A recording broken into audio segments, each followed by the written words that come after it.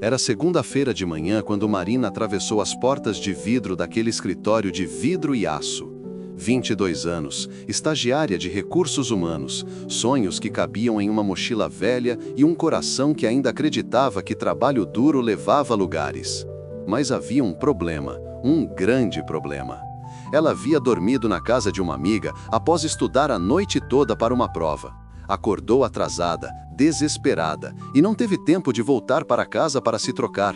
Então veio do jeito que estava, pijama debaixo de um casaco imenso que mal cobria, chinelos porque os únicos sapatos dela estavam na lavanderia. Marina era invisível para o mundo corporativo, mas naquela manhã ela seria absolutamente impossível de ignorar. Os olhares começaram assim que ela entrou, sussurros que ela fingia não escutar.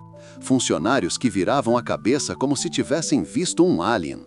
O gerente de sua área, Sr. Rodrigues, um homem cuja frieza era tão visível quanto sua reputação, a viu passar pela recepção. Seu rosto se transformou, não em expressão de simpatia, mas de desprezo puro. Um desprezo que transbordava de classe, de poder, de alguém que acreditava sinceramente que roupas definem pessoas. O Sr. Rodrigues caminhou atrás dela. Marina sentiu o peso daquele silêncio atrás de suas costas. Ela conhecia esse homem, conhecia como ele tratava estagiários, como brincadeiras se transformavam em humilhação, como o poder era um vidro quebrado que ele não tinha medo de usar para machucar. Quando ela chegou em sua mesa, ele finalmente falou. Sua voz era veneno disfarçado de preocupação corporativa. Sr. Rodrigues a questionou sobre sua apresentação, sobre profissionalismo, sobre respeito à empresa. Sua voz ecoava pelo escritório. Outros funcionários baixavam a cabeça, fingindo trabalhar, mas ouvindo cada palavra. Marina sentiu o calor queimar seu rosto. Explicou sobre o atraso, sobre a amiga, sobre a prova, mas nada que ela dissesse importava. Porque para homens como Rodrigues, a narrativa já estava pronta. Uma menina pobre que não entendia como funciona o mundo corporativo. Mas então, a porta do elevador se abriu. Ninguém esperava. Era segunda-feira. O CEO não vinha para o escritório segundas-feiras. O CEO era alguém que vivia em reuniões, em andares acima, em um mundo que estagiários não tocavam. Mas ele tinha esquecido um documento. Uma coisa pequena, uma coisa que o traria até aquele andar naquela manhã específica. E quando saiu do elevador, ele viu a cena. Viu o gerente em pé, viu a menina em pijama, viu o circo da humilhação acontecendo em tempo real. O CEO caminhou em sua direção. Seu nome era Augusto Ferreira Martins, uma figura que todos reconheciam pelas fotos do prédio, mas poucos tocavam. Ele se aproximou lentamente. Seus olhos varredores passaram por Marina e então pararam, fixos. Seu rosto congelou. Ele pediu para que Marina se levantasse e mostrasse a plaqueta de sua mesa. Aquela pequena placa branca com letras pretas que ninguém nunca havia lido com atenção. Marina Ferreira Martins. Seu sobrenome estava ali, nítido, impossível de ignorar. O CEO ficou em silêncio por segundos que duraram uma eternidade. Seus olhos se fecharam, como se ele tivesse acabado de entender algo que o quebrava por dentro. Ele perguntou a Marina quem era sua mãe, o que ela fazia, onde ela vivia. As perguntas vinham rápido, como se ele estivesse conectando pontos que sempre estiveram ali, mas que ele nunca havia visto. Marina respondeu confusa. Sua mãe era Carla Ferreira. Trabalhou como secretária em uma empresa de construção. Deixou o trabalho quando ficou grávida porque o namorado não queria que ela trabalhasse. Mas quando Marina tinha 2 anos, ele saiu, sumiu. Carla ficou sozinha com uma criança e contas que não paravam de chegar. O CEO pediu que Marina o acompanhasse até seu escritório. Rodrigues estava branco, funcionários ao redor sussurravam. O elevador subiu lentamente.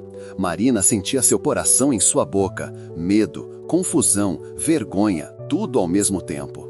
No escritório, ele a pediu para se sentar. Tirou uma foto antiga de uma gaveta. A foto era de uma mulher, de uma criança pequena, de um homem. De uma vida que parecia feliz, mas havia um vazio em volta dessa imagem, um vazio que só conhecia abandono. Ele contou sua história. Disse que era Carla Ferreira quem o tinha amado. Uma mulher que ele havia deixado porque era jovem demais, porque tinha sonhos demais. Porque não tinha amadurecido o suficiente para entender o que tinha diante de si. Disse que deixou aquela criança sem nunca olhar para trás. E passou 20 anos construindo um império de vidro e dinheiro, acreditando que isso curaria o vazio que ele criou. Mas Deus, às vezes, traz pessoas de volta em formas que não esperamos. Marina era filha dele, ela sempre tinha sido, e ele nunca havia sabido, nunca havia procurado, nunca havia tido coragem. O choro veio depois, não de Marina, mas dele, de alguém que construiu impérios apenas para preencher um espaço vazio que seu próprio coração havia criado.